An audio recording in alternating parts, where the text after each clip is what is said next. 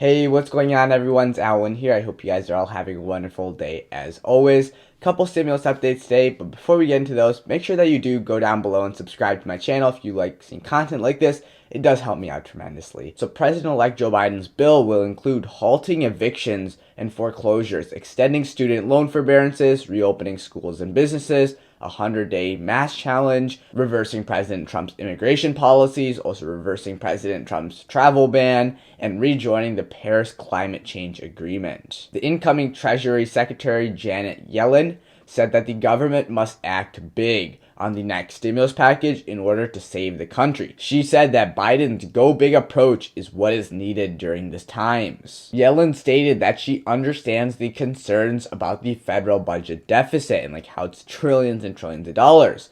And in her opening statement to the Senate finance community, she stated, "Neither the president-elect or I proposed this relief package without an appreciation of the country's debt burden. However, there exists a greater emergency to help Americans who have been struggling for too long." She states that I believe that the benefits will far outweigh the cost. Her opinions are widely respected by both parties, both the Democrats and the Republicans. Gary Cohn, who is a former national economic advisor, said that Yellen was an excellent choice for Treasury Secretary and stated that I have no doubt that she will be a steady hand that we need to promote an economy that will work for everyone. Economists predict that the Republicans will continue to oppose the current stimulus package the way it's written if the price tag does not come down. The Republican politicians are saying that they will support the terms in the stimulus package that directly gives American people stimulus checks and unemployment aid. So they want direct money to the people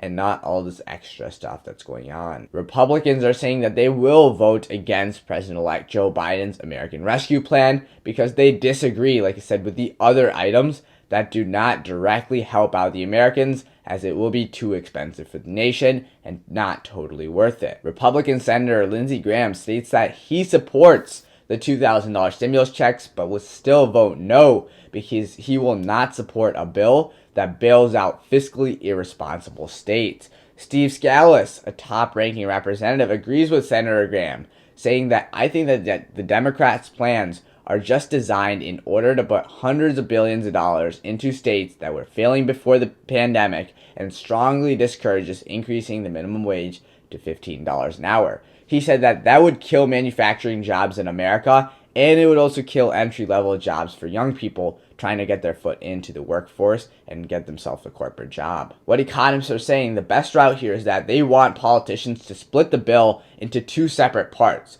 The first bill would include a smaller stimulus package, which includes the stimulus checks for $1,400, pandemic funding, money for small businesses, and small state and local government aid, in order to bring down the price tag of the overall stimulus package, and then they could get that out as soon as possible because the price tag is lower and it's more focused on direct funding, which the Republicans will support. Economists are saying that after we pass that, there can be an additional relief bill, a separate bill completely, as we get closer and closer to March. However, keep in mind, this approach could face a lot of opposition, especially from the Democrats, Nancy Pelosi and Chuck Schumer, because they want to pass a much larger and more comprehensive bill with an all-or-nothing approach. And this makes sense. Why do the Democrats want this? Well, because they know that any future bills that do not have direct stimulus to the American people, to the working people, to the unemployed, will not be supported by the Republicans. So what they want to do now is they know that they can, tie in some things that the Republicans like.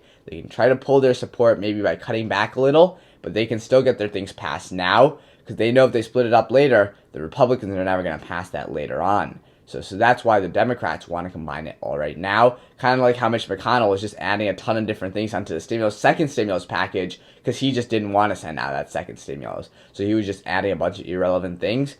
The Democrats are adding the things that they want, but they know that Republicans won't support them. And if they were to separate the bills, well, there's no way, no chance, no hope of them getting passed later on. Biden's proposal will most likely go through multiple changes and multiple edits before it is drafted into a bill. President Trump will be leaving Washington, D.C. January 20th, which is today morning, like no other president. He will not be attending President-elect Joe Biden's inauguration, which is today, and he will be leaving his home in Mar-a-Lago, Florida. using Air Force One for his last time today. Usually, outgoing presidents will take a military helicopter from the White House to an Air Force base in Maryland and then fly out on a government jet. Trump, however, is planning a red carpet, military band, and a 21-gun salute as he departs for Florida. President Trump is the first president to skip the inauguration in over 150 years. Andrew Johnson missed the inauguration of Ulysses S. Grant in 1869 because he spent the day in the White House signing off last-minute legislation. He will also be issuing over 100 pardons to criminals and high-profile rappers and celebrities.